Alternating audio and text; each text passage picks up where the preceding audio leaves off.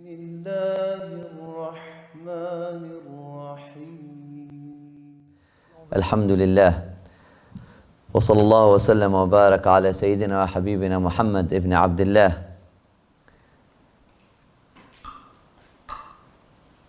Louange à notre Seigneur qui nous a créés de rien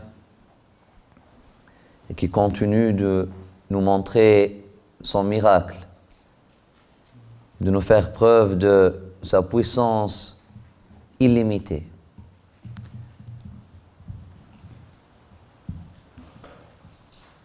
Et nous demandons à notre Seigneur de continuer de nourrir la lumière et l'être, la bénédiction de son esclave Mohammed, de son serviteur, de son messager Mohammed, ainsi que tous ses serviteurs et tous ses prophètes, ainsi que notre connexion à cette lumière-là et à cet héritage. Après avoir commencé par l'histoire de Sayyidina Zakaria, alayhi salam, notre Seigneur introduit maintenant l'histoire de notre mère Maryam, alayha salamullah, et la naissance de son fils, de son enfant Isa. Et nous avons dit qu'il y a un secret dans ça, que Allah subhanahu wa ta'ala mentionne dans des occasions, il mentionne les salihin, il mentionne ses serviteurs l'un par l'autre. À l'occasion de la mention de Maryam alayha salamullah dans Surat Al-Imran, elle a fini par mentionner l'histoire de Zakaria. Et à l'occasion de mentionner l'histoire de Zakaria alayhi salamullah dans cette sourate, elle finit par mentionner l'histoire de Maryam. Ainsi sont les esclaves d'Allah subhanahu wa ta'ala, ainsi sont les serviteurs d'Allah subhanahu wa ta'ala, ainsi sont les gens d'Allah subhanahu wa ta'ala. Si tu vois un, tu te rappelles de l'autre. Et si tu entends la voix de l'un, tu te rappelles de la voix de l'autre. Et Allah subhanahu wa ta'ala fait rappeler la lumière par la lumière et fait rappeler la beauté par la beauté. Maryam et Zakaria faisaient partie d'une seule famille, la famille de Imran, Al-Imran. Imran qui veut dire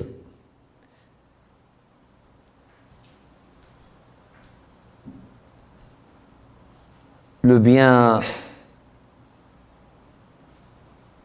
vivant, comme veut dire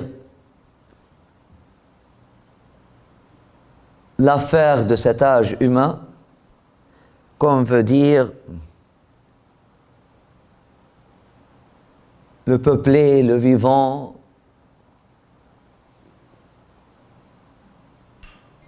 le bien bâti, le bien construit, le bien peuplé, le bien rempli.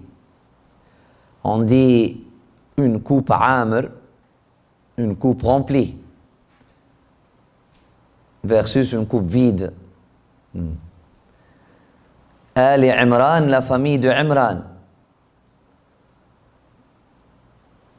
Imran fut le nom ou le titre de noblesse du père de Maryam, alayha salamullah. Dans la tradition biblique, vous trouvez que son nom était plutôt Joachim ou quelque chose comme ça. Sauf que,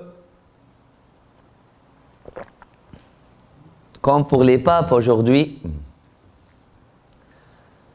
ils ont leur propre prénom que leur maman leur ont donné, mais à l'ordonnement, ou le jour de l'ordonnation, il leur fut conféré ou leur est conféré un titre. Pie IX, Bénédicte XVII, etc. Des titres de noblesse qui rappellent qui?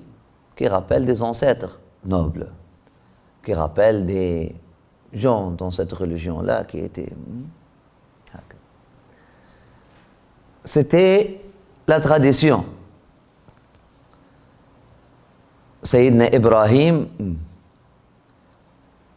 fut appelé Al-Khalil, l'ami de Dieu, l'ami du Seigneur. Sayyidina Ya'qub fut aussi en même temps appelé Israël, le serviteur ou l'esclave de son Seigneur.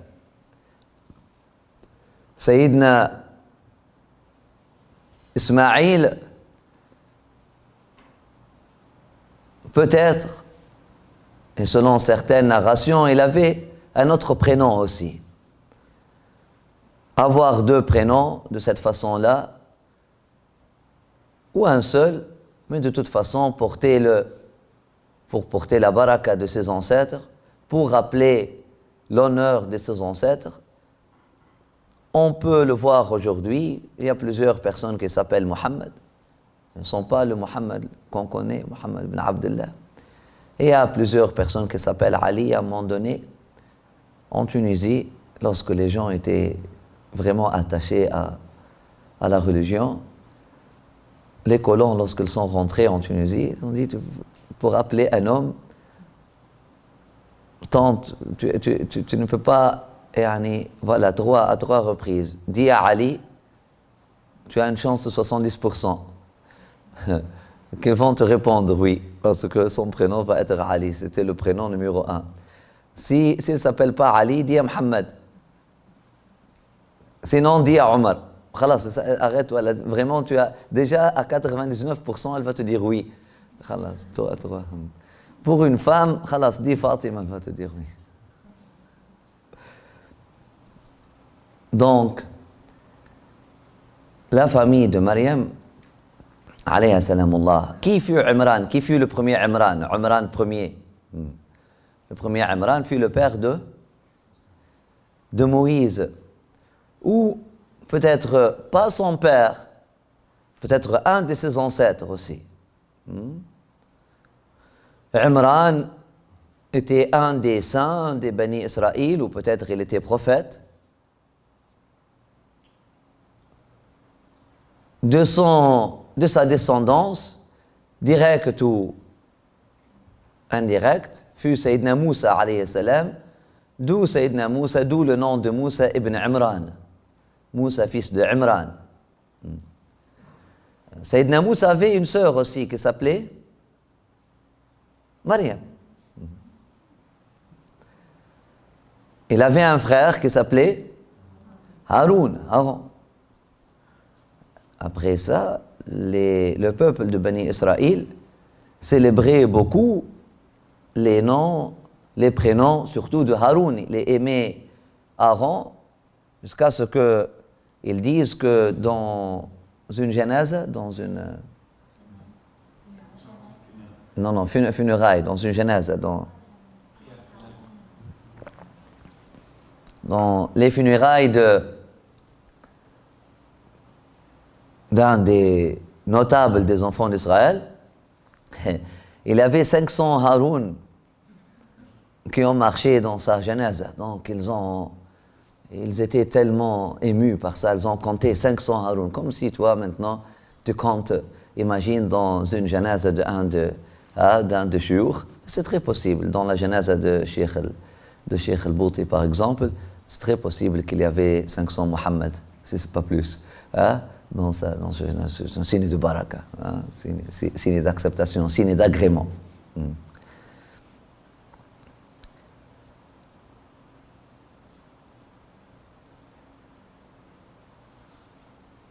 Maryam avait eu le prénom de qui? De son ancêtre, Maryam, la sœur de Moïse. Et peut-être son père s'appelait Imran,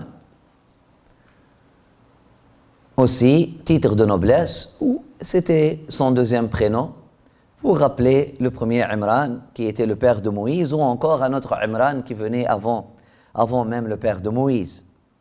Donc il n'y a pas une confusion ici. Il ne faut pas, comme certains veulent mettre de la confusion là où il n'y a pas, dire « Ah, comment ça, Mariam, elle est la sœur de Haroun et la fille de Imran. Vous êtes en train de nous dire que Mariam, elle est la sœur de Moussa, alors qu'il y a tout ce temps-là entre Moussa et Mariam. » On ne parle pas de ça.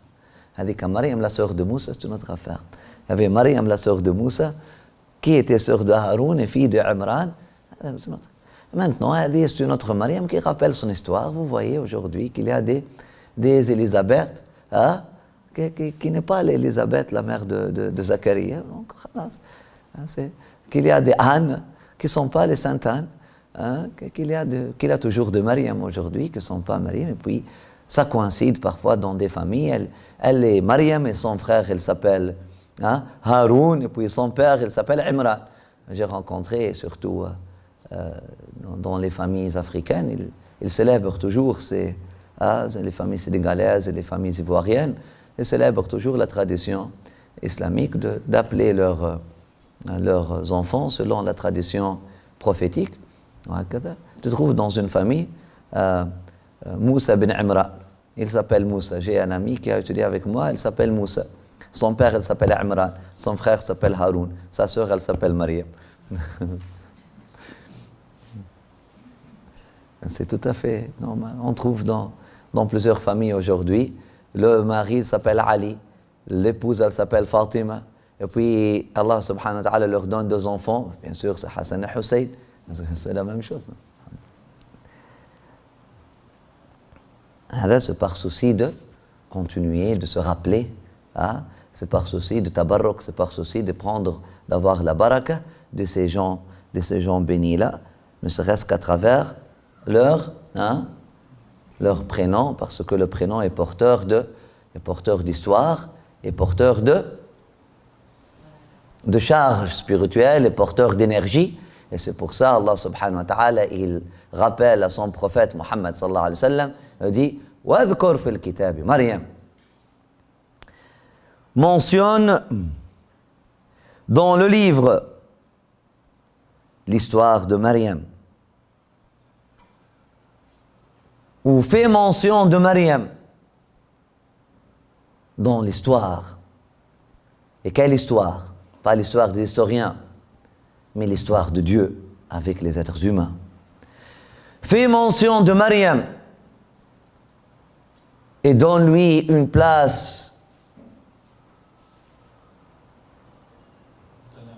d'honneur dans l'histoire de Dieu avec les gens. Fait mention de Mariam dans le Kitab. Kitab voulant dire le livre, soit le Coran mentionne dans ce Coran qu'on révèle à toi et à Muhammad Mariam. Fait mention de Mariam et mentionne Mariam, l'histoire et son histoire. Et rappelle aux bibliques, rappelle aux Israélites dans leurs livres sacrés, dans leur Bible, dans le Nouveau Testament, rappelle-leur l'histoire de Mariam. Donc, Al-Kitab, c'est le Kitab qui fut octroyé à Al-Kitab. Mais dans un sens plus complet, et mentionne dans l'histoire de l'humanité, on appelle ça la marche des siècles. La marche des siècles, il y avait un programme, je ne sais pas s'il existe toujours, ça s'appelait la marche des siècles. Et mentionne dans la marche des siècles, dans le ayyam d'Allah subhanahu wa ta'ala, dans le kitab, dans l'histoire de l'humanité. Mentionne ce moment, ce momentum, ce moment clé qu'a vécu Mariam alayhi salam, parce qu'il y a des moments qui sont vécus par des êtres humains, dans le temps et dans l'espace. Mais ils ne sont pas là pour être oubliés ou effacés. Il y a des moments, oui, qui sont vécus une seule fois, dans un endroit bien déterminé, un moment, une heure bien déterminée, avec des personnes bien déterminées, mais ce sont des moments pour changer l'image du monde à jamais. Le monde n'est plus le même depuis la naissance de Isa alayhi salam. D'ailleurs, l'histoire se compte à partir de ce jour-là. Ce n'est pas pour rien que 90% aujourd'hui, si ce n'est pas 100% de l'humanité, oubliez, ce sont les colons qui l'ont imposé, etc. Khalas, laissez les colons de côté. Dieu au-dessus de tout. Ce n'est pas pour rien qu'aujourd'hui, maintenant, 100% des êtres humains, lorsqu'ils veulent dire une date, à partir de la naissance de Jésus. Parce que maintenant, ce qui est le maître de cette époque-là, et tous les awliya qui viennent avant lui, ne sont là que pour préparer quelque chose. Qui est le vrai khalifa de Rasulullah sallallahu alayhi wa sallam? Parfait de Rasulullah sallallahu alayhi wa sallam? Sayyidina Isa alayhi salam. Il est venu avant lui, il est venu après lui, il est l'alpha et l'oméga. Il précède Mohammed sallallahu alayhi wa sallam pour préparer, pour annoncer sa bonne nouvelle, et vient après lui pour clôturer. Il vient avant lui comme prophète et revient après lui comme siddiq, comme un saint, pour rapprocher et corriger.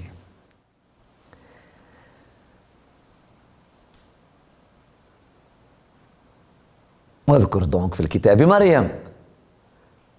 Quel moment devrait être plus invoqué dans l'histoire que ce moment-là, surtout dans notre histoire aujourd'hui? D'où on comprend la tradition de nos ancêtres de célébrer les mawlid, de célébrer les fêtes de naissance des prophètes, notamment de notre prophète Mohammed sallallahu alayhi wa sallam. C'est un amr, wadhkur. Et fais mention. Il faut que tu mentionnes ce récit-là. Tourner le dos à ce récit-là serait une mukhalafa lil kitab. ما وصلناش للسنة في الكتاب. Donc si quelqu'un te dit célébrer le mawlid est une sunna ou bid'a, قل لهم أمر بالنص. Au-dessus même de la sunna. C'est un ordre dans le livre d'Allah subhanahu wa ta'ala. Un ordre. Il n'y a pas une controverse. Allah subhanahu wa ta'ala nous dit وَاذْكُرْ فِي الْكِتَابِ مَرْيَمَ. Juste le verset avant ça, il dit à propos de Sayyidina Yahya وَسَلَامٌ عَلَيْهِ يَوْمَ وُلِدَ. يَوْمَ وُلِدَ, le jour de sa naissance. Continuez de célébrer le jour de sa naissance. Et chercher la paix et chercher la baraka qui est dans ce jour-là. وَاذْكُرْ فِي الْكِتَابِ مَرْيَمَ. Ce moment-là n'est pas oubliable. Ce moment-là n'est pas un moment de ce monde. Ce moment-là est un moment divin. وَاذْكُرْ فِي الْكِتَابِ مَرْيَمَ. Et mentionne et rappelle dans l'histoire sacrée des hommes. Avec qui? Avec leur Seigneur. Par rapport à leur Seigneur. Leur relation avec leur Seigneur. Et mentionne dans la relation des hommes avec leur Seigneur, dans leur histoire avec leur Seigneur, dans leurs jours clés, dans leurs moments clés avec leur Seigneur. Nous avons des moments clés avec notre Seigneur comme humanité. Comme le moment de la création de notre père Adam. Comme le moment du pardon de notre père Adam. Comme le moment du couronnement Couronnement couronnement de notre père Adam comme khalifa, lorsqu'il fut descendu sur terre avec des anges à droite et à gauche pour célébrer le premier roi de la terre. Un moment à célébrer. Comme, parce qu'il a fait signe de maturité spirituelle lorsqu'il est retourné à son Seigneur. Comme fut le moment du bateau de Noé, du déluge, ou plutôt de sauvetage, de l'arche de Noé, le jour de sauvetage. On le célèbre dans toutes les traditions, Thanksgiving, Ashura. Hein? Dans toutes les traditions humaines, il y a un jour qui s'appelle le jour de la reconnaissance, pour remercier Allah subhanahu wa ta'ala, pour nous avoir sauvés du déluge. Dans toutes les traditions humaines autochtones, ils ont un jour qui s'appelle, subhanallah. Le moment, et Dieu mentionne d'autres moments aussi, qui sont nos moments, qui sont les moments de toute l'humanité. Ce n'est pas d'un peuple bien déterminé ou d'une personne bien déterminée. Parce que Moussa est un ancêtre à nous. Banu Israël sont nos ancêtres. Ah. Le moment de Mithaq de Moussa, le moment de la révélation de Moussa. Wa Touri Sinin. C'est un moment qui doit être mentionné pour l'humanité. Ça fait partie de l'histoire de chaque être humain. Ça fait partie de ton histoire, toi. Et toi, et toi, et toi, et toi, et moi.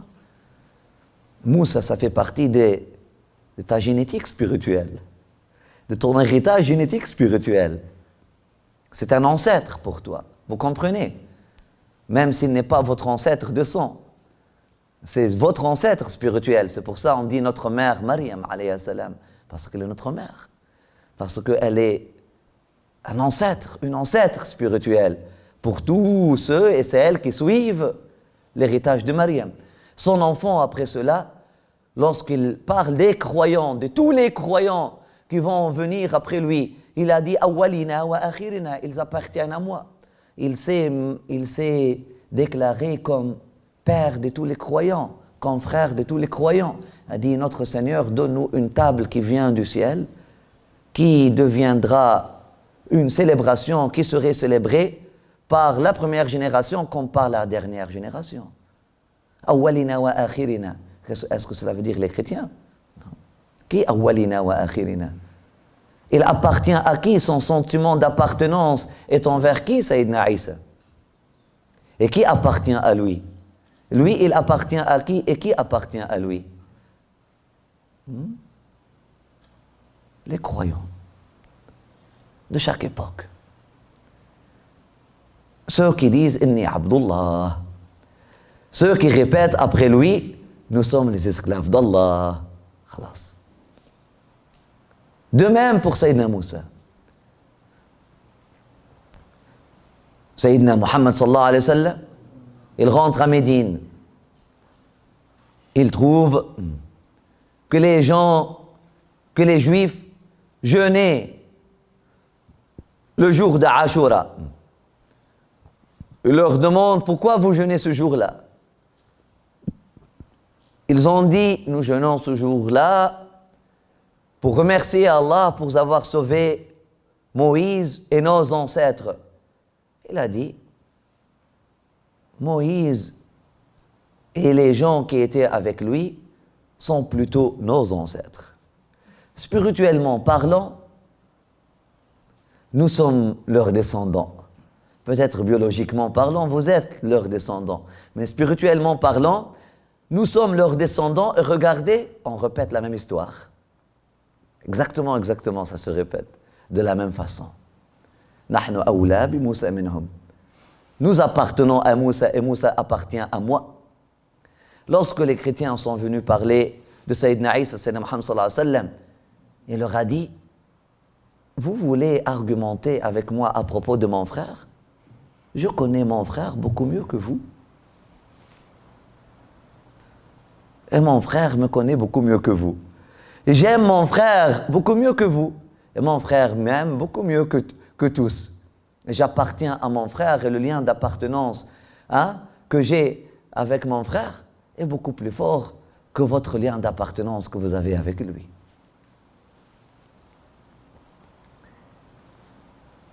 Donc, mentionne Mariam dans le Kitab, dans le destin de l'humanité, dans l'histoire spirituelle de l'humanité, dans l'histoire sacrée de l'humanité. Mentionne Mariam.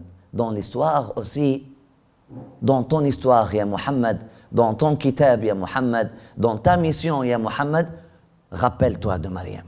اذكر في هذا الوحي الذي نوحي إليك وفي هذه المهمة التي أوكلنا إليك اذكر مريم. Rappelle-toi de Mariam et inspire-toi de son exemple parce que tu dois hériter de son exemple, tu dois hériter de son énergie spirituelle parce que nous avons dit que chaque prénom est porteur d'une charge, d'une énergie parce que le nom de Mariam ne vient pas vide. Mariam vient chargé avec toute cette beauté, avec toute cette histoire. وَاذْكُرْ فِي الْكِتَابِ Mariam. Mentionne dans le livre, dans l'histoire, dans la marche des siècles, dans l'histoire des hommes avec leur Seigneur, Mariam. Mentionne dans les moments spirituels le moment de Mariam. Le moment où, lorsque elle s'isola de sa famille en un lieu situé à l'Orient. Ce moment, une action d'un être humain. Mariam alayha salamullah, selon quelques narrations, avait 9 ans. Selon d'autres, avait 11 ans.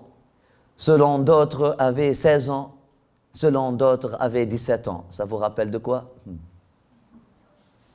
Exactement. Plusieurs narrations bibliques. Selon quelques narrations bibliques, Mariam, à cet âge-là, elle avait 9 ans. À ce moment-là, elle avait 9 ans. Selon d'autres, elle avait 11 ans. Selon d'autres, elle avait 13 ans. Et selon la narration qui fut choisie par la dernière génération, elle avait 17 ans.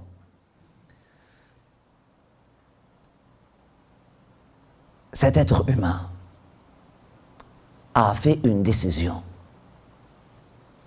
une action.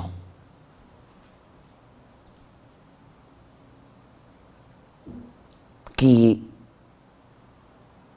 doit être mentionné par nous aujourd'hui. Le Seigneur des mondes donne l'ordre à son prophète de mentionner ce geste.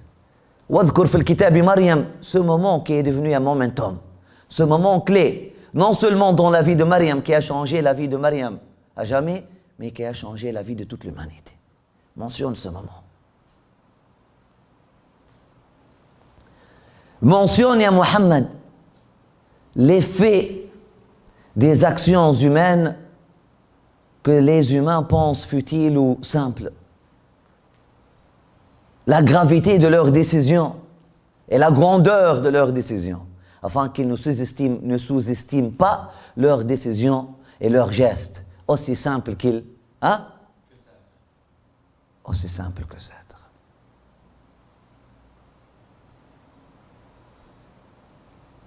Mariam, alayha salamullah, et selon la narration la plus commune, lorsqu'elle a atteint l'âge de puberté ou presque, les gardiens du temple de David sont venus à Zacharie et lui ont dit « Maintenant, on ne peut plus accepter une vierge dans le temple. » Un enfant, c'était une autre histoire, on l'a accepté.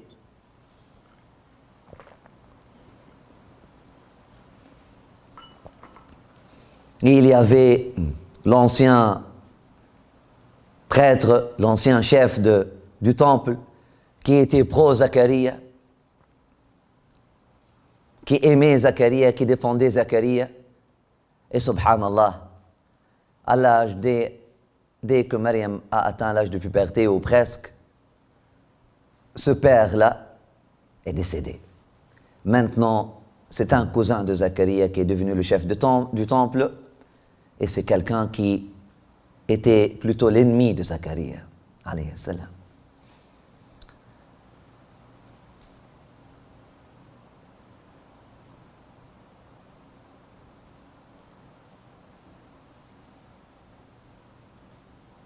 Yahya était déjà né. Et selon d'autres histoires, aussi, Zacharia était déjà décédé. Parce qu'il n'y a pas mention de Zacharia après ça. Dans l'histoire de Mariam, il n'était pas là, il n'est pas venu pour amener le bébé avec elle, il n'est pas donc. Mariam se trouve orpheline, sans gardien au temple, elle n'a plus de place dans le temple. Elle devait quitter le temple. Et imaginez la souffrance d'une sainte qui a grandi avec Dieu, dans un moment qui a témoigné de toutes ses prières, de toutes ses peines, ses joies, ses larmes, les miracles, les cadeaux que Dieu lui a donnés, les fruits de l'hiver à l'été, les fruits de l'été à l'hiver, les souvenirs de Zacharia, rentrant chez elle et lui demandant la question à chaque fois, mais d'où vient cette nourriture-là, ya Mariam? Juste pour entendre sa belle voix murmurant après, mais ça vient de lui. Mais il est capable de tout faire. Mais rien ne lui est impossible, mon père. Le souvenir de Zacharia, pris un de ces moments-là par une emprise, par un hal, par un état spirituel intense, larmes aux yeux, s'adressant au Seigneur dans une prière qu'elle a pu deviner. Quelques jours après, sa tante, sa vieille tante Élisabeth, s'élève enceinte. Tombe pas enceinte. Un prophète, elle s'élève enceinte. S'élève enceinte du prophète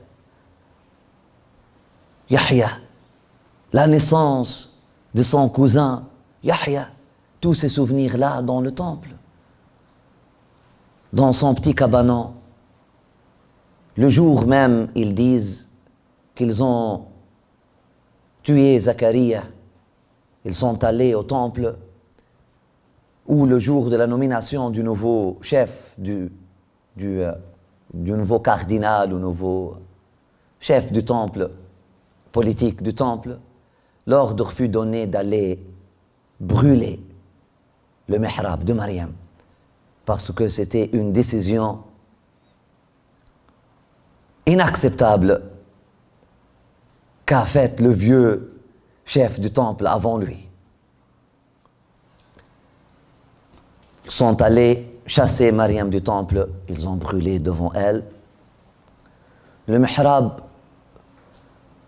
qu'a construit pour elle son père Zacharia, seul avec des morceaux de bois, si simple, mais qui a vécu pour des années. Et chaque morceau du bois était chargé des prières, chaque morceau de bois était chargé de souvenirs saints, de souvenirs sacrés. Chaque souffle de Mariam était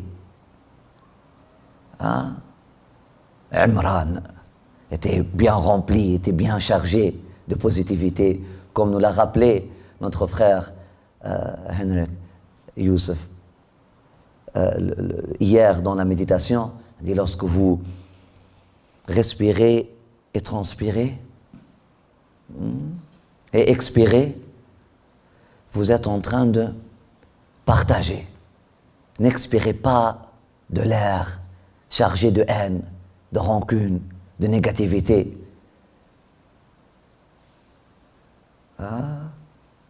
Assurez-vous que votre être soit comme un filtre, comme les bouteilles.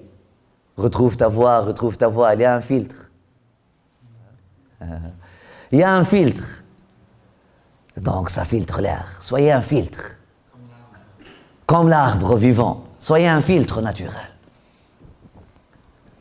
Oui, même si vous respirez de l'air pollué par la négativité, par la haine des gens, vous expirez de l'air positif, remplie par le pardon, par l'amour.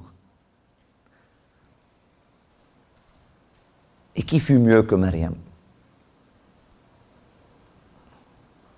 Qui, plus que Maryam, a reçu de haine dans sa vie? Depuis sa conception, alayhi salamullah, elle vient déjà d'une famille de Ahl al-Bayt.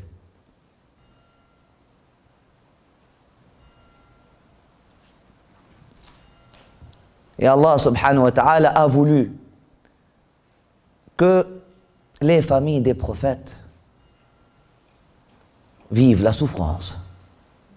Toujours. Une sunnah. Elle vient de Al-Imran,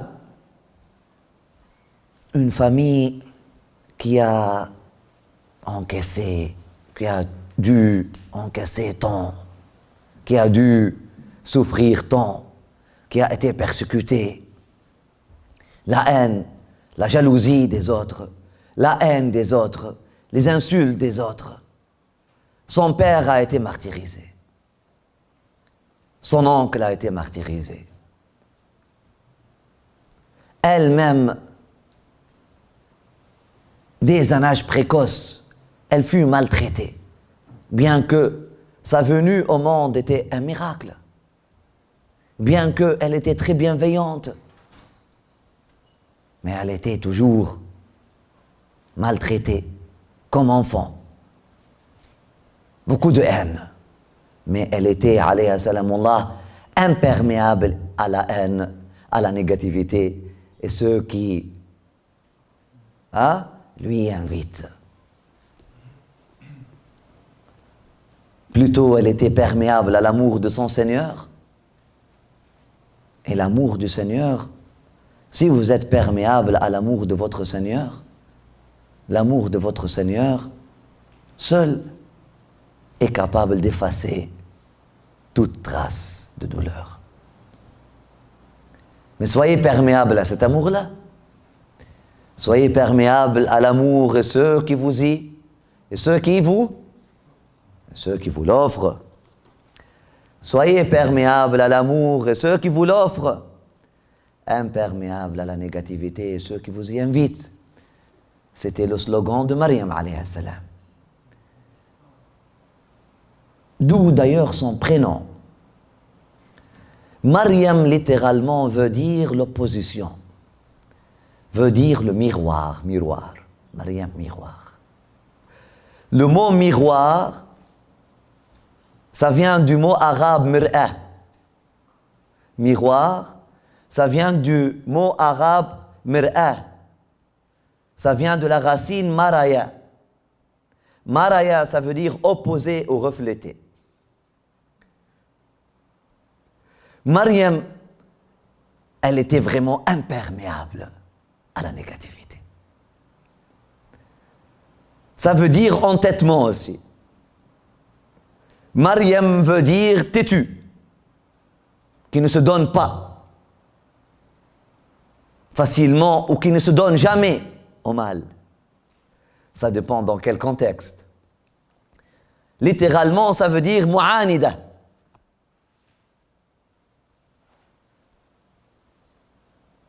Entêté,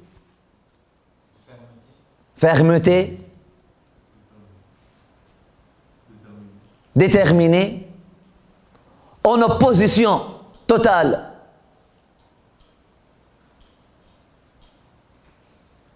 Mais la lumière aussi, lorsqu'elle est en opposition totale, ça fait le miroir. Ça reflète. Elle était porteuse de son prénom dans tous ces sens-là.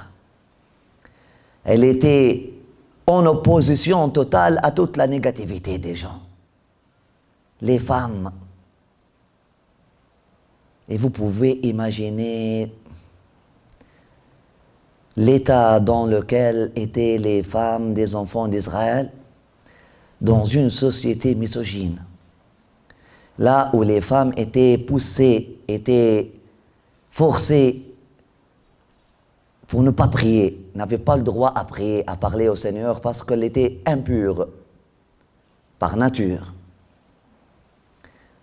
Et poussées dans leur maison Alors que les hommes, eux, ils sortent au temple et prient le Seigneur.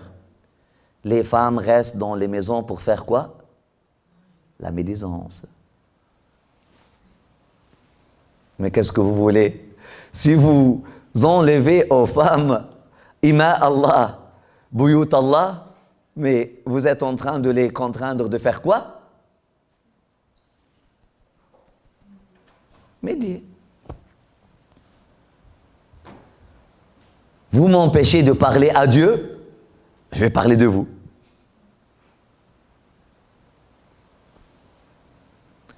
Et vous pouvez imaginer les femmes d'une société qui a perdu sa moralité, une société en faillite spirituelle. D'ailleurs, Mariam va leur apporter leur dernière chance avant d'être ruinée. Et vous pouvez imaginer l'orgueil, l'arrogance, une société noyée dans le formalisme. Là où ça se juge, et qui mieux que les musulmans aujourd'hui peuvent imaginer cette situation-là. Là où les femmes se jugent, ah, telle ou telle personne, son vêtement ne couvrait pas complètement sa cheville. Telle ou telle personne, j'ai pu voir ses cheveux le jour des funérailles lorsqu'elle était triste. Pensez qu'elle était triste, elle n'était pas triste.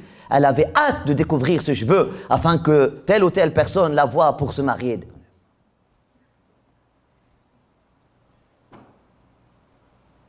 Regardez comment elle regarde son cousin.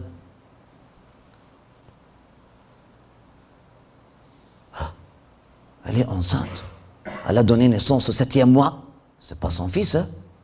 C'est pas le fils de son mari. Ils ont dû couvrir quelque chose. Elles ont dû, etc.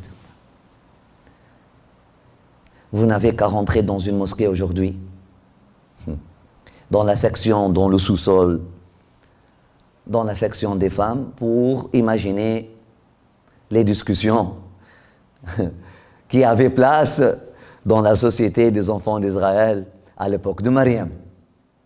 Jugement. Et là aussi, il y a une fille pieuse qui cherche la face de son Seigneur, qui commence à faire des efforts, les bâtons dans les roues. Les bâtons dans les roues. Non, t'avances pas. Tu peux pas. Non. T'es pas assez cultivé pour faire. T'as pas étudié ta aqida. Tu peux pas aider les enfants. J'ai besoin d'étudier ma aqida pour enseigner les enfants.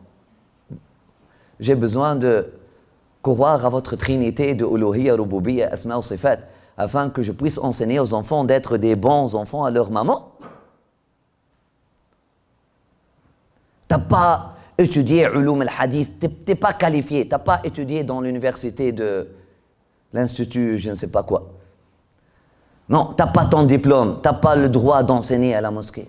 Je ne suis pas en train d'enseigner, ma sœur, je suis juste en train d'aider les enfants handicapés. J'ai voulu, nous avons plusieurs enfants handicapés dans notre société, j'ai voulu partir un programme. Non, c'est pas vrai.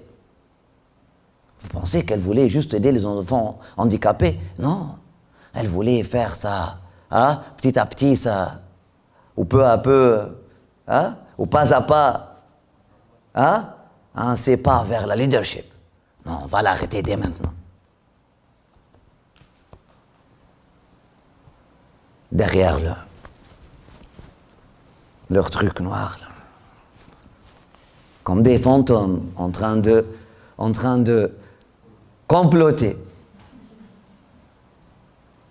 Ou au-dessous de leur turban soufi, dans les zawiyas aujourd'hui, des sœurs.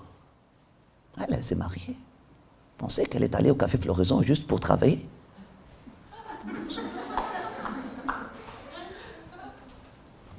Avec le chapelet. médisant ce chapelet. Faites attention. Imaginez la souffrance de Mariam. Elle a subi des regards de haine, de rejet, de colère. Les opposants à la décision de Zacharie, ce qui était la décision d'Allah, avant Zacharie, que Mariam trouve sa place au temple. Ne laissez pas une seule occasion pour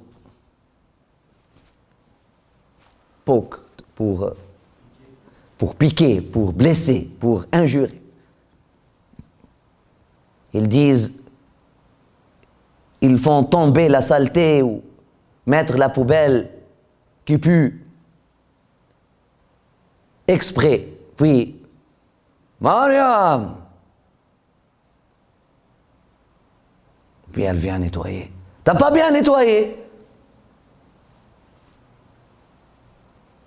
Elle sait que celui qui a nettoyé avec elle, c'était Jibril. C'était les anges. Elle refait. Elle était imperméable. En complète opposition à leur haine. En complète résistance. Mariam, littéralement, veut dire la résistante. La résistance. La résistance spirituelle. Si quelques personnes aujourd'hui vous appellent à la résistance républicaine, ou la résistance islamiste, ou la résistance conservatrice, ou la résistance nationaliste, nous vous appelons à la résistance spirituelle. La résistance spirituelle, c'est ça. Soyez imperméables à la négativité et ceux qui vous y invitent. Soyez perméables à l'amour et ceux qui vous l'offrent. أذلة على المؤمنين أعزة على الكافرين أشداء على الكفار رحماء بينهم. Résistons par rapport aux stratégies de ceux qui veulent leur faillite spirituelle, de ceux qui veulent les voir faillir comme eux pour se féliciter. Ils disent, c'est quoi le proverbe?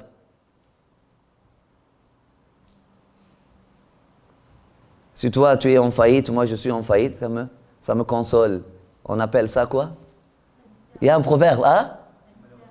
La misère aime la compagnie. Ah ben c'est ça.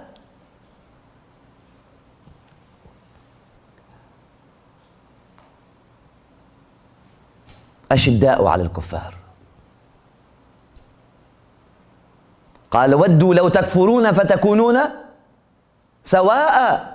Plusieurs des gens de livre auraient souhaité que vous délaissiez cette lumière qui vous est donnée afin que vous deveniez pareil. Parce que la misère aime la compagnie. Subhanallah.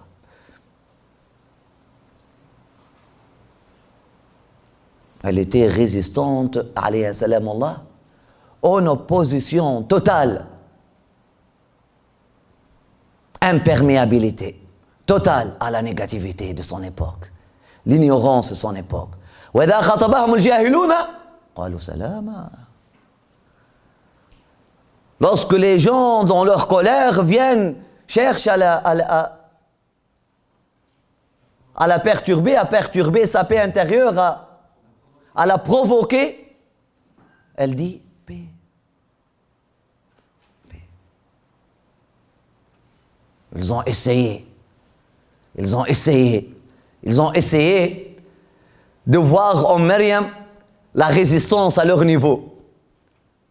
Ils ont essayé de faire de Maryam la femme révolutionnaire, une certaine Jeanne d'Arc ou quelque chose comme ça, qui vient puis pour dire, voyez, elle fait défi aux règles, aux lois du temple. Non, elle n'a pas fait défi.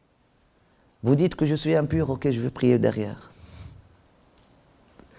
Vous dites que je n'ai pas le droit de rentrer au temple, ok, bien que je suis toujours un enfant, ok, je vais prier derrière.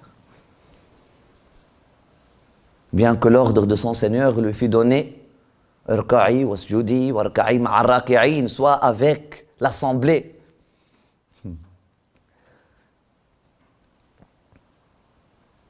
Elle était résistante. Voilà la résistance spirituelle. La résistance à la haine. Ils veulent que vous tombiez dans le piège, ils veulent que vous deviendriez un ballon, hein? Vous le jetez au mur, il vous revient en face. Non, moi je ne suis pas un ballon, je ne reviens pas en sa face. Je suis plutôt un arbre vivant, comme m'a décrit mon prophète Mohammed sallallahu alayhi wa sallam. Jette des pierres, je réponds par des dattes fraîches.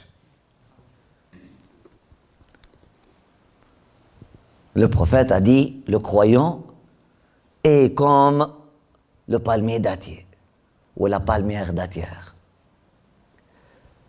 On lui jette des pierres, hein? Elle répond par, ou il répond par des dattes fraîches et mûres. Ainsi fut la vie de Mariam alayhi salam. Mariam aussi était le miroir. Mariam, miroir, mir'a. Elle fut aussi le miroir. Pour ceux qui cherchaient la face du Seigneur, très tôt, ils ont pu voir dans sa face refléter sa lumière. Ils l'ont aimé. Les pauvres, les démunis, les malades, les du'afa, les esclaves, les étrangers, un soldat romain qui, dans un moment de désespoir,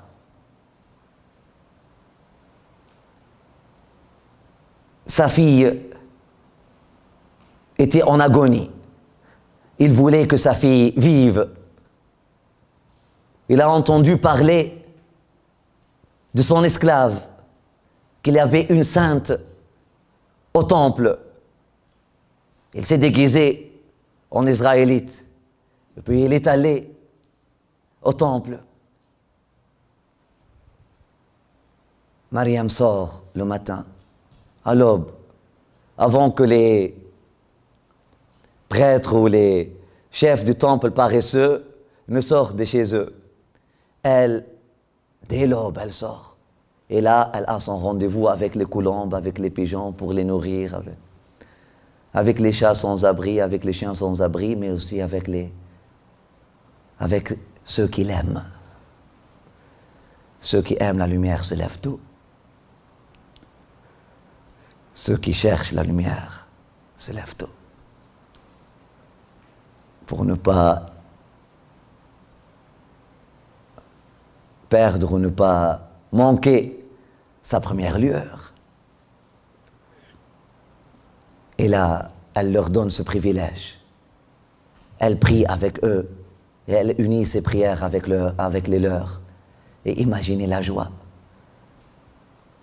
de ces femmes, de ces esclaves, de ces bêtes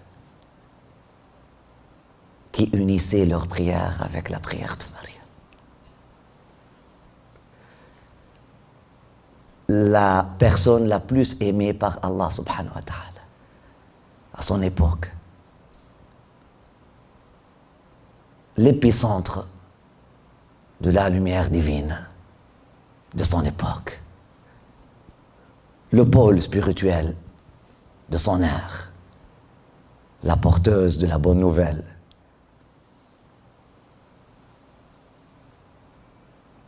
De plus, un enfant innocent. De plus, un miracle, depuis sa naissance, depuis sa conception. Juste imaginez, prier Dieu avec un être pur comme ça. D'ailleurs, Allah subhanahu wa ta'ala lui donne l'ordre. Ya Maryam, ne prive pas le raki'in, ne prive pas le sajidin. Ne prive pas ceux qui se prosternent pour moi, ne prive pas ceux qui s'inclinent pour moi, à moi. Ne prive pas ceux qui m'implorent et qui cherchent ma face de ta compagnie, ya Maryam. Donne-leur ta compagnie. Nastafaynaki. Nous t'avons choisi, nous t'avons élevé sur toutes les femmes. Mais nous t'avons élevé sur tous et nous t'avons élevé sur toutes les femmes. Deux élévations. Ya Maryam wa inna Allah wastafaki. Deux istifa. Allah t'a choisi et t'a élevé inconditionnellement. T'a purifié et t'a élevé sur toutes les autres femmes. Donc elle avait le statut suprême absolu sur les hommes et sur les femmes. Ne prive pas donc les prieurs de ta compagnie en prière. Oh mari, sois avec eux. Apporte ton énergie positive. Parce que ceux qui cherchent ma face et cherchent ma grâce ne sont pas suffisamment purs et n'ont pas suffisamment de courage pour se purifier, ou encore ils ont hérité beaucoup de lourdeur. Ils ont besoin d'une ruqya, ils ont besoin d'un boost spirituel, ils ont besoin d'un appui spirituel, ils ont besoin d'un élan spirituel qui leur vient d'une langue qui n'a jamais médisé, qui vient d'un cœur qui n'a jamais porté de haine à personne, qui vient d'un cœur qui ne souhaite que le bien pour tout le monde. Ya Maryam, ne les prive pas donc de ta compagnie. Elle a demandé la permission pour aller prier dans le temple.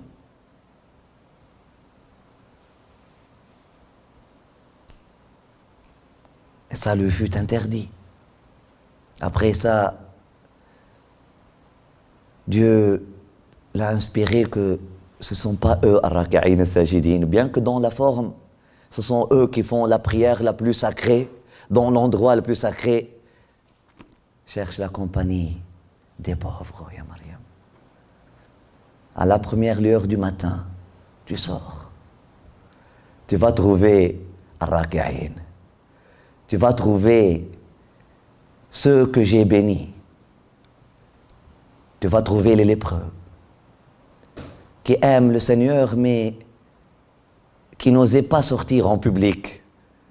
Donc ils sortent lorsque personne n'est là, juste pour pouvoir s'imprégner des respirations de David dans le temple, juste pour pouvoir être à proximité du temple sacré. Maryam, ce sont eux, mon peuple, mon vrai peuple choisi, sois avec eux, les pauvres, les démunis, les lépreux, les simplistes, les simples d'esprit, qui ont des cœurs purs. Lorsqu'ils voient la lumière, ils l'apprécient, tel un enfant, et n'hésitent pas de dire, voilà une femme de Dieu. On t'aime, Maryam. Nous t'aimons, Maryam. Chaque matin, à l'aube, avant que personne ne se réveille, les pauvres faisaient leur pèlerinage. Une seule voix, Maryam. On prie avec Maryam. On prie avec Maryam.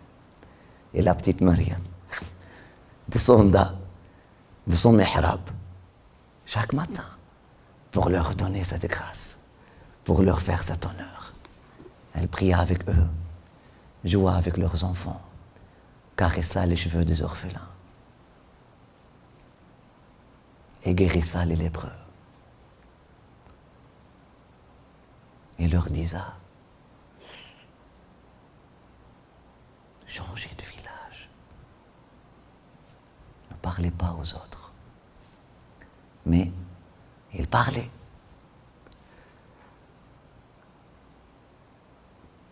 Une fois, un soldat romain est venu chez elle, désespéré.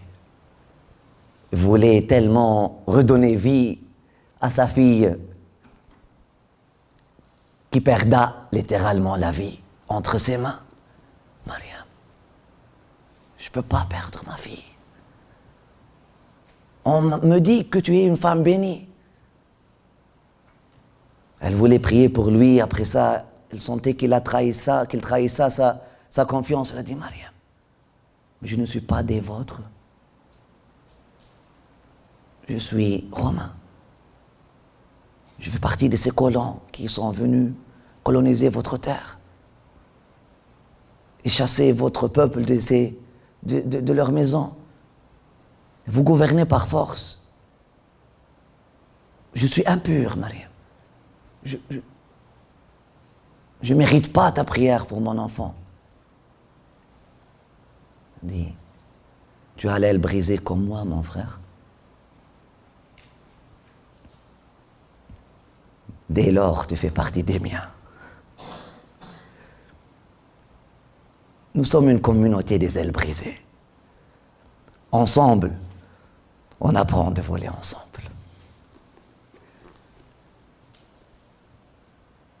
À l'âge de puberté, ou juste avant l'âge de puberté, ils ont tué Zacharia, alayhi salam. Réduit son petit mihrab en bois en cendres. Elle fut chassée du temple.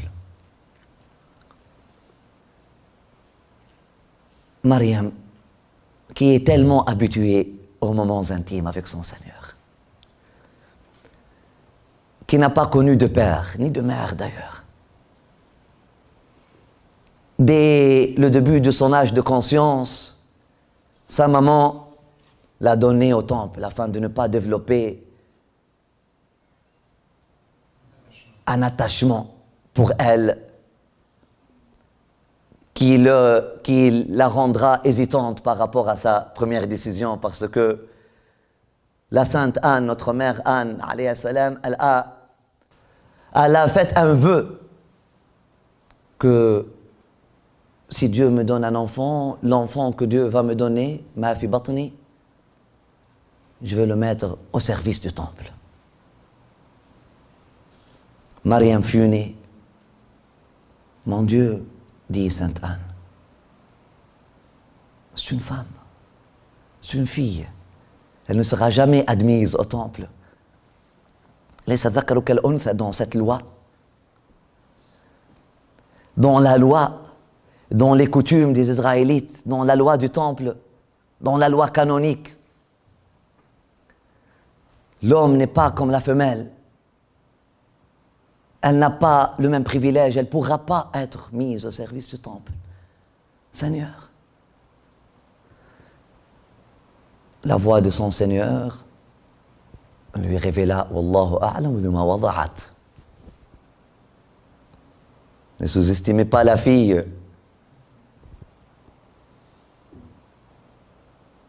Votre Seigneur sait mieux qu'est-ce qu'elle va donner, à qui elle va donner naissance. Anne a compris la bonne nouvelle et a gardé le secret de son Seigneur. Ainsi fut-il. Elle donna le bébé. À l'âge de 5 ans, dès que l'enfant, maintenant, pouvait vraiment faire les tâches de service, laver la vaisselle, nettoyer, Sainte Anne pleura,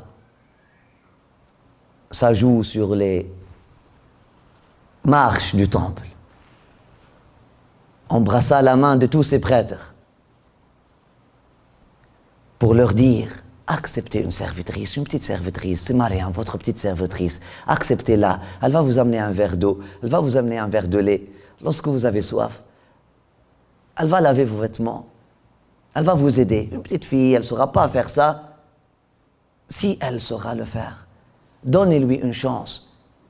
Elle ne pourra pas grandir avec les hommes, mais si, c'est un petit enfant, elle est orphelin, elle est orpheline. Vous pouvez être son père, son oncle, juste pour 1 an, 2 ans. À l'âge de puberté, renvoyez-la à la maison.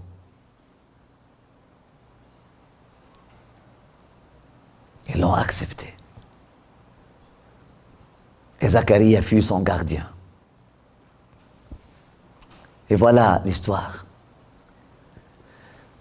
Maintenant, Mariam, qui a grandi dans le temple, pour elle, Dieu était son père et sa mère. Pour elle, Dieu était son gardien, était tout. Qui passa son temps avec lui,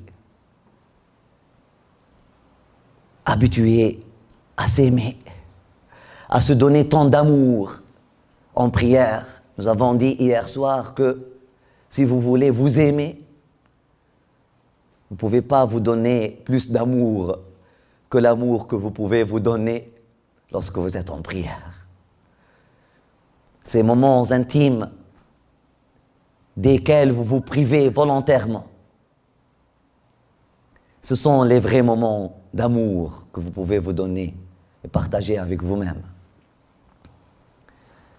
Mariam, tellement habituée à cet amour, elle se trouve maintenant dans la terre des hommes, dans la société des êtres humains.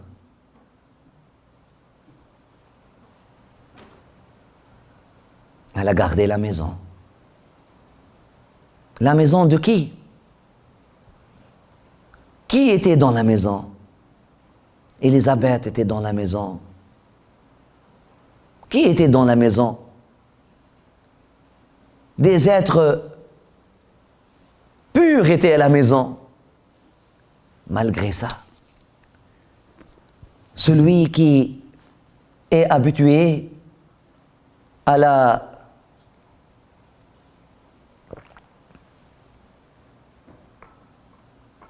aux moments intimes avec son Seigneur, il ne peut pas les échanger contre quoi que ce soit, même la compagnie des pieux. Même si vous avez la compagnie des pieux, vous avez besoin des moments intimes, juste vous et lui. Mariam, impatiente, un jour elle a décidé de le faire, de quitter la maison, par soif, pour la rencontre. انتبذت من أهلها مكانا شرقيا. Elle était tellement impatiente, nostalgique pour Jérusalem. Mariam maintenant, elle ne vit plus à Jérusalem. Mariam maintenant, elle est à Nazareth. Elle est à Galilée. Ou à Nazareth. Elle n'est plus à Jérusalem. Jérusalem était vers l'Orient. Le temple était vers l'Orient. Hayou Layla. Le quartier de Layla. Le quartier général de Layla. Le voisinage du Seigneur était du côté de l'Orient. Et vous pouvez imaginer Mariam. Chaque matin, elle se lève, regarde l'Orient, elle regarde Jérusalem. Mon petit cabanon, mon petit mihrab, mon musalla, mes souvenirs avec mon Seigneur, ma floraison. Elle avait hâte d'aller revisiter, mais c'était dangereux. C'était interdit.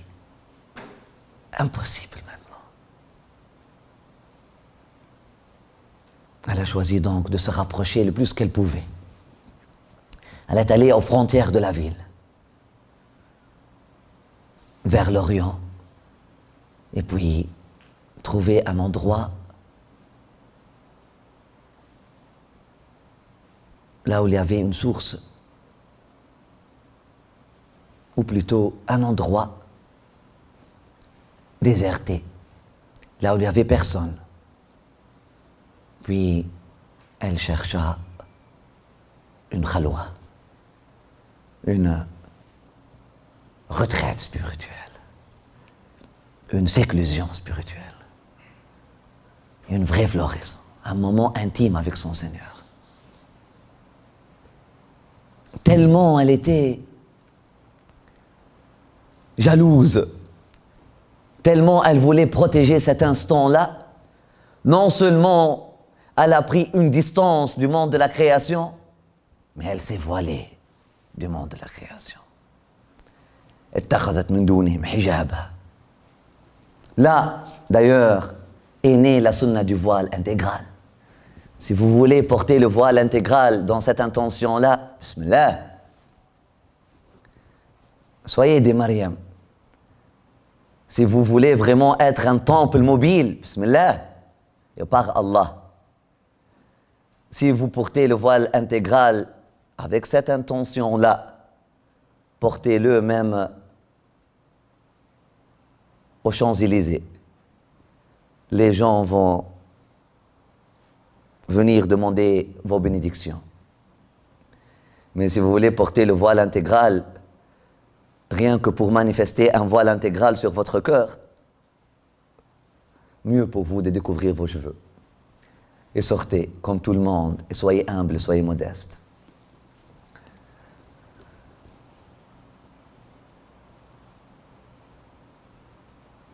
Mariam, elle fut la première à porter la sunna du voile intégral. Mariam, elle fut la première femme au monde qui a choisi le noir, parce qu'elle voulait vivre dans le noir. Elle était nostalgique au noir. C'était sa couleur préférée. Elle porta que le noir, d'où le vêtement des sœurs et des nonnes après ça était le noir et le voile intégral. Mariam prenait distance, elle s'est voilée en noir. Et puis, dans un moment, dans un endroit loin de tout le monde, elle s'est dédiée en prière. Munajat.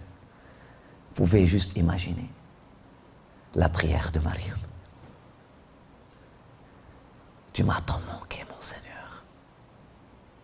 Mais j'étais toujours avec toi. Je t'ai jamais abandonné. Je sais aimer. Il y a des niveaux de proximité différents.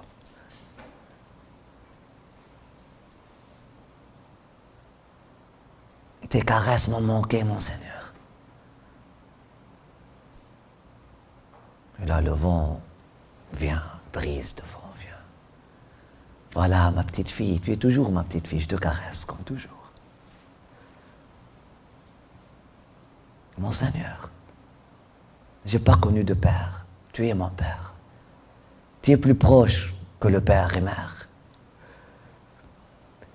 Oh, celui qui connaît mon cœur, plus proche du père, des frères et sœurs.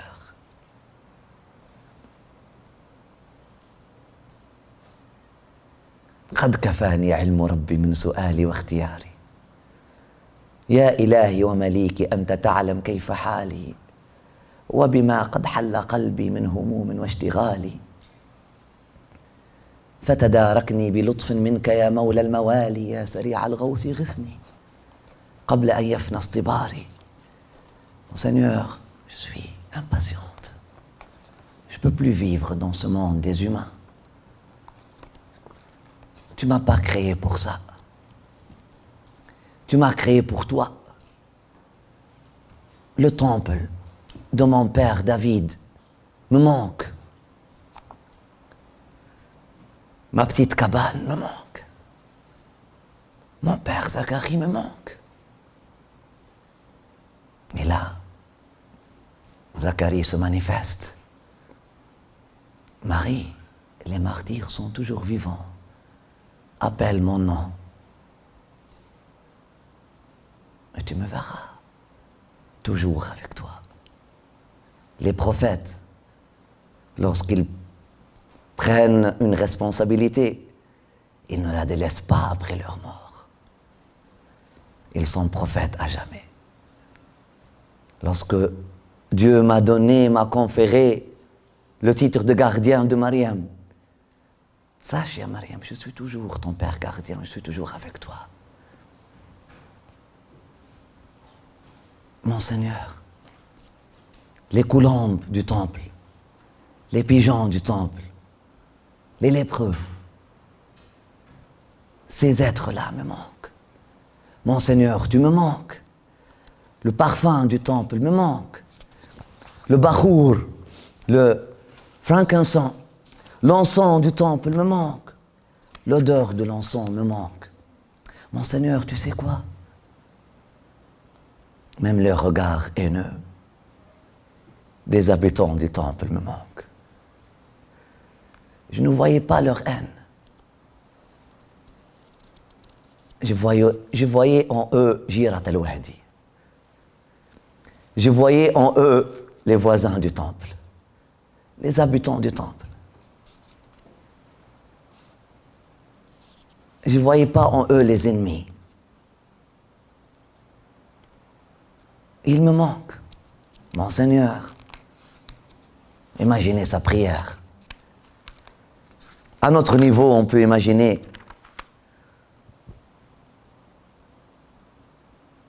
à ce point, mais la prière de Marie est inimaginable,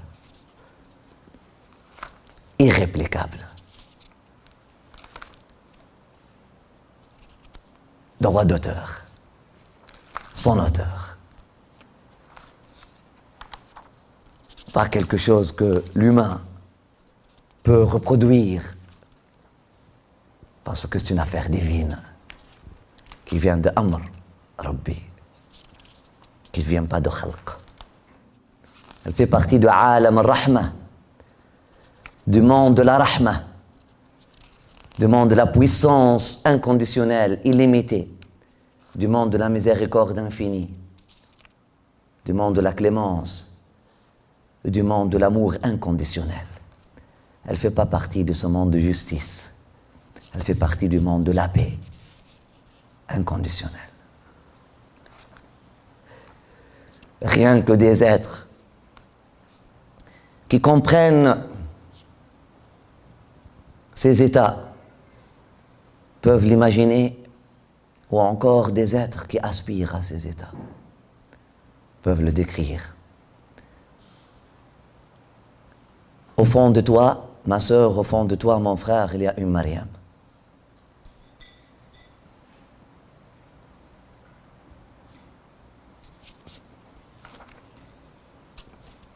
Qui cherche à revenir au temple, impatiente pour la rencontre de son Seigneur, et qui crie jour et nuit, Dieu, tu me manques. Mon Seigneur, tu me manques.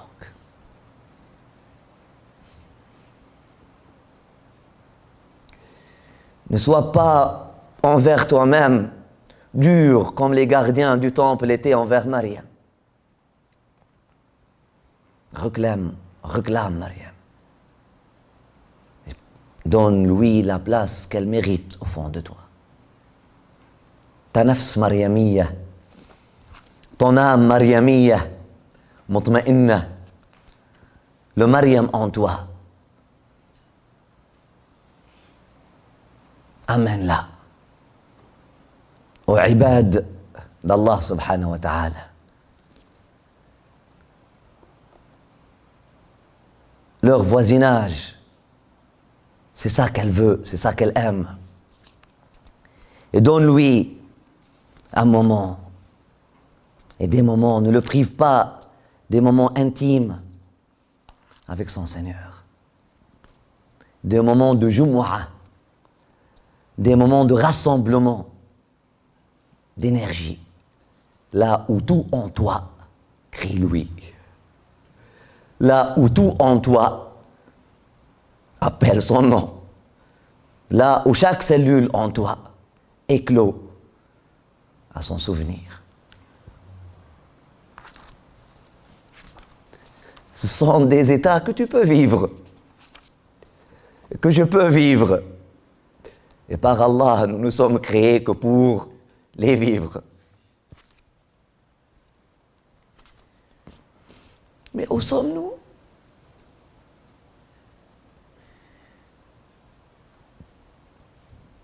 On est allé où? Cette torture, cette flagellation, ces coups durs qu'on se donne à soi-même, cette privation du bonheur volontaire, tu te prives de ton bonheur.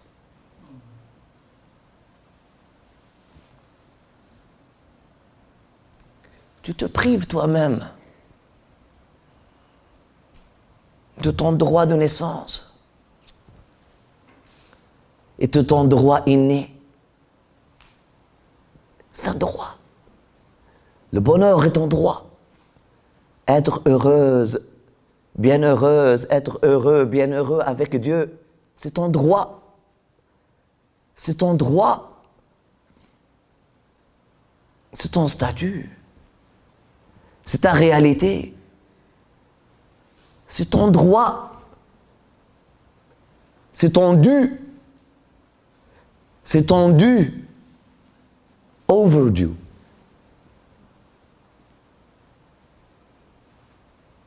C'est ton dû depuis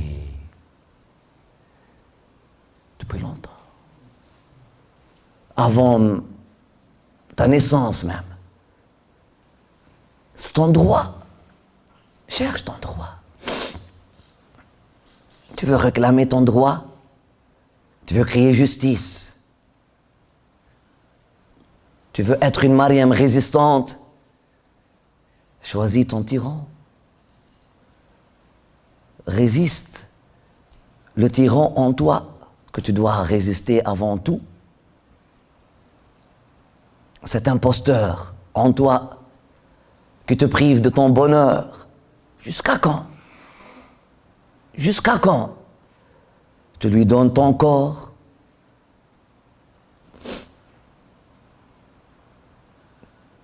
Tu lui donnes ton honneur.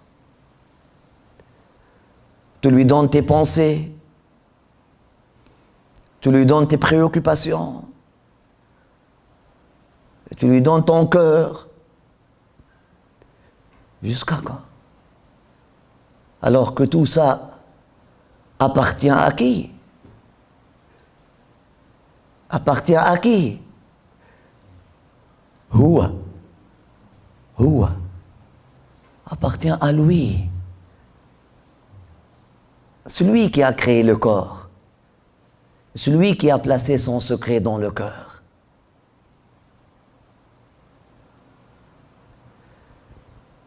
La ilaha illallah. Muhammadun Rasulullah.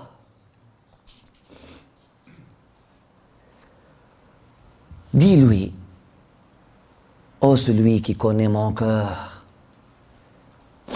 plus proche de la mère, des frères et sœurs, ô celui qui répond et entend, je suis à toi en tout temps. Si je suis chassé de ton temple,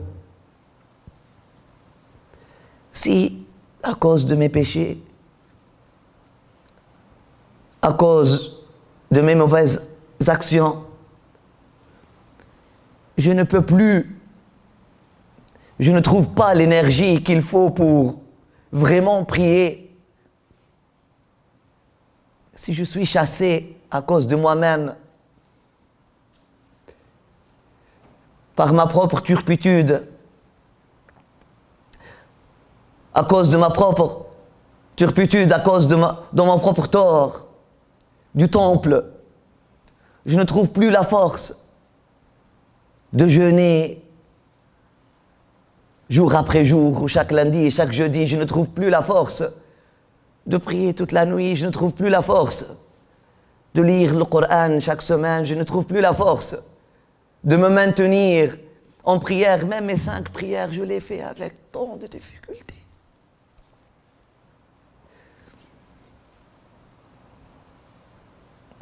Si je suis rejeté du temple,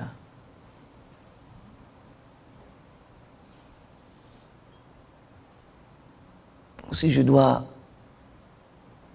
garder mes distances par rapport au temple aussi, je ne suis pas assez forte ou assez fort pour adorer comme il est digne des habitants du temple. Je demeure néanmoins dans la vallée de ta grâce. Je demeure dans la vallée de ta grâce, au-dessous de ton œil magique. Il me suffit de soumettre mes mains, simplement. Et l'eau abondante de ta générosité va venir.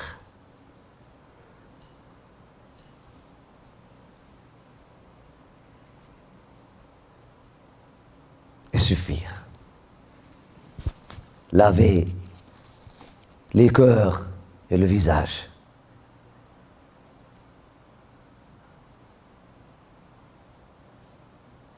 Et donner et redonner la voix à l'assoiffé. Je demeure dans la vallée de ta grâce, mon Seigneur, maintiens-moi à ma place. Parce que j'ai peur. J'ai peur de virer, j'ai peur que le désespoir me prenne un moment et je commence à douter que je suis ta bien-aimée et que je suis ton bien-aimé. Maintiens-moi à ma place, parce que j'ai peur que dans un moment de désespoir, le désespoir m'emporte et je commence à douter de ton amour pour moi. Ce qui est la chose la plus chère à moi. Prends tout de moi, sauf cette certitude que tu m'aimes et que tu ne m'abandonneras jamais.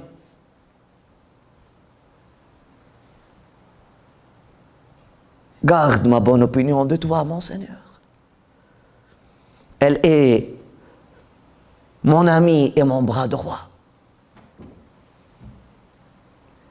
Je n'ai de compagnon en dehors de cette bonne opinion. Il n'y a que cette bonne opinion de toi qui me donne compagnie aujourd'hui. Ma force m'a abandonné. Ma connaissance, parfois, j'ai l'impression que je suis la plus ignorante de tous les ignorants. Que je suis le plus ignorant de tous les ignorants. Même les choses que j'enseigne, parfois, il me semble que... Est-ce que je suis sûr? Est-ce que je suis certain?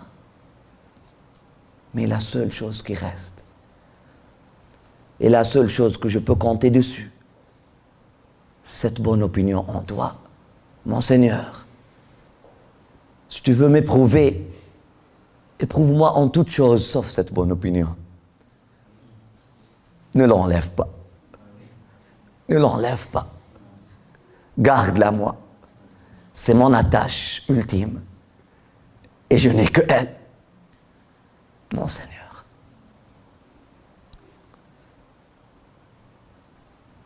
Un besoin dans mon âme. Mon Seigneur, de ceux qui répondent, certes, toi, le meilleur. Apaise donc mon esprit et mon cœur de sa passion et de sa ferveur. Et mon Seigneur, tu sais quoi? Si tu es satisfait de moi, la plénitude sera mon état. Ta présence est la clé de toutes les joies. Ta présence est la clé de toute joie. Ma parure, mon armure viennent de toi. Ô celui qui connaît mon cœur, plus proche de la mère, des frères et sœurs. Une prière au temps de Mariam, qu'on retrouve Mariam en nous-mêmes, et qu'on puisse prier avec elle. Prions avec Mariam. Unissons nos prières avec Mariam. Qu'on puisse prier avec Mariam. Avec ce temps. Et demander qu'est-ce qu'elle a demandé. Afin que le soleil de la certitude jaillit au fond de nos esprits. D'au fond de nos esprits. Comme Jésus, la certitude et la lumière de son époque, et la lumière de toute époque, a jailli d'au fond de Marie. Amin. Alhamdulillah Rabbil Alamin. Fatiha. Bismillah ar-Rahman ar-Rahim. Alhamdulillah Rabbil Alamin. Ar-Rahman ar-Rahim. Malik yawm ad-din. Iyaka na'budu wa iyaka nasta'in. Ihdina as-sirata al-mustaqim. Sirata alladhina an'amta alayhim. غير المغضوب عليهم ولا الضالين.